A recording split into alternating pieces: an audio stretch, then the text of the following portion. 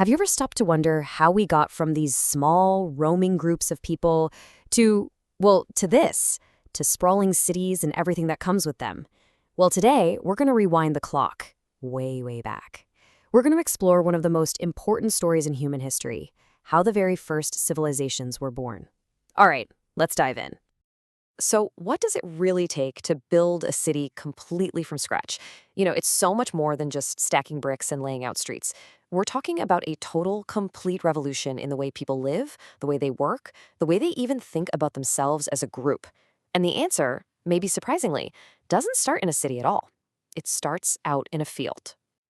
Yeah, that shift, it was so profound that it created an entirely new way of life.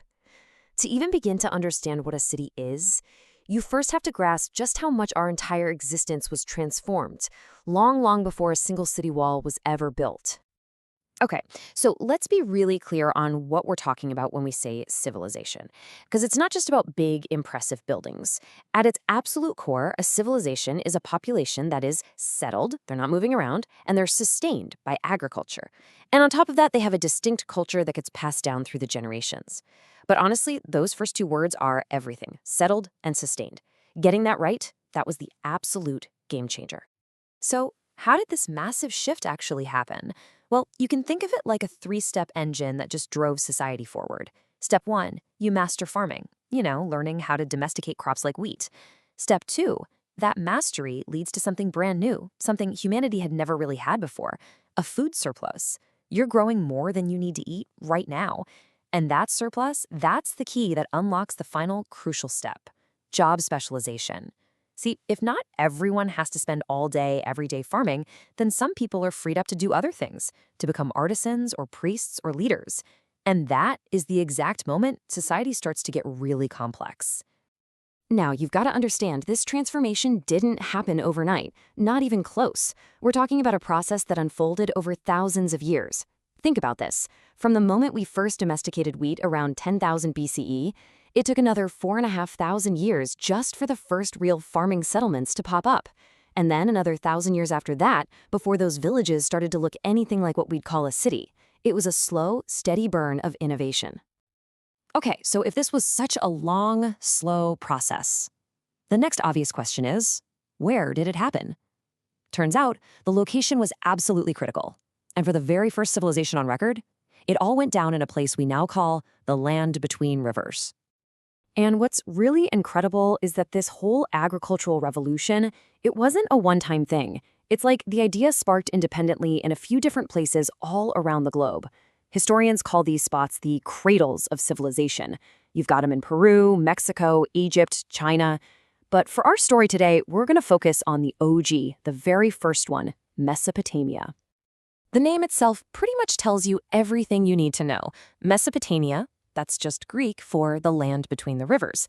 And those two rivers, the Tigris and the Euphrates, they are the absolute lifeblood of this story. Geographically, we're talking about the area of modern-day Iraq. But here's the thing about those rivers. They were both a blessing and a total curse. On one hand, they left behind this incredibly rich, fertile soil, perfect for farming. But the challenge? The floods. They were constant and totally unpredictable. And that pressure, that constant threat, it forced people to work together on a massive scale. They had to build huge irrigation projects, canals, dikes, all to control the water. And that's the key takeaway here. The environment itself was the thing that drove cooperation and kicked off large-scale innovation. And the people who rose to meet this incredible challenge, they were the Sumerians. These folks were the first true innovators, the ones who took all those pieces and built the world's very first civilization, right there in southern Mesopotamia. So, faced with this really demanding environment, the Sumerians didn't just scrape by. Oh no, they thrived. They unleashed this absolute wave of technologies that would literally change the course of human history. So let's just quickly run through a few of their greatest hits. First up, the plow. And I know, it sounds simple, right? But this one tool completely revolutionized agriculture. For the very first time, farmers could cut deep into that rich soil and turn it over. This unlocked all these nutrients and just dramatically boosted food production, all with a fraction of the effort it took before. A total game changer. Next, there's this little invention you might have heard of, the wheel. Yeah, Now, the obvious use was for transport, of course. But just as important was the potter's wheel. It allowed them to mass-produce pottery, containers to store all of that precious food surplus we were talking about. And finally, they basically pioneered metallurgy when they created bronze. They figured out that if you take soft copper and mix it with a little bit of tin, you create this alloy that is way harder and more durable than anything that came before it.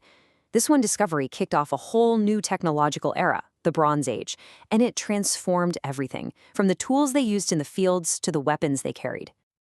But as incredible as all those physical inventions were, the plow, the wheel, bronze, their next big idea wasn't something you could hold in your hand. It was purely conceptual, and it would change the world forever. They invented writing. Their script is called cuneiform. It was basically these wedge-shaped symbols that they'd press into wet clay tablets. But the most important thing about it isn't how they made it, it's why. See, it wasn't invented for poetry or for telling epic stories. Nope. It was developed for super practical reasons. Tracking taxes, recording laws, managing business contracts. It was basically the world's first and ultimate administrative tool. Just stop and think about the impact of that for a second.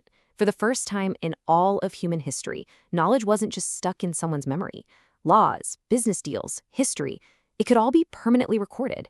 It was like they invented the software that allowed the hardware of their complex society to actually run. Okay, so let's recap. They've got the food surplus, they've got the new technology, and now they've got a way to record data. But what was the social glue that held this whole new, complex thing together? Well, the answer lies in how they saw the world, a structure built on gods, kings, and cities. And right at the heart of every single Sumerian city stood one of these, the ziggurat. It was this massive, stepped temple tower built out of mud brick. But it was so much more than just a religious building. It was the physical, the economic, and the spiritual center of all city life. This was the spot where they believed the city's own special god actually lived. And having this one central point in the city led to a really stratified society. Remember that job specialization we mentioned earlier? Well, this is what it looked like in practice. It was basically a social pyramid. At the very top, you had the Lugals. These were the warlord kings who ruled the city. Just below them, you had the powerful priests and scribes, the educated elite who controlled religion and, of course, writing. Then came the skilled artisans, making all the goods. And at the very bottom, forming the base of the whole pyramid, were the farmers, the vast majority of the people. So why was religion so incredibly central to everything? Well, this quote really gets to the heart of how they saw the world. See, the Sumerians believed in many gods, and they thought these gods could be, well, pretty fickle and quick to anger. One minute they're happy, the next they could send a devastating flood or a famine, just on a whim. So all those rituals and offerings at the ziggurat, that wasn't just about faith. It was a critical, practical strategy for survival and prosperity. And that brings us right to our final thought for today. Think about it. The plow and the wheel, those things helped build the physical world of the Sumerians. But it was cuneiform, a tool for keeping track of taxes, contracts, and laws that truly organized it. So I want to leave you with this question. What does it tell us that the very first writing system in history wasn't created for poetry or legends, but for paperwork, for administration? What does that reveal about the essential things you need to hold any complex society together, both back then and even today?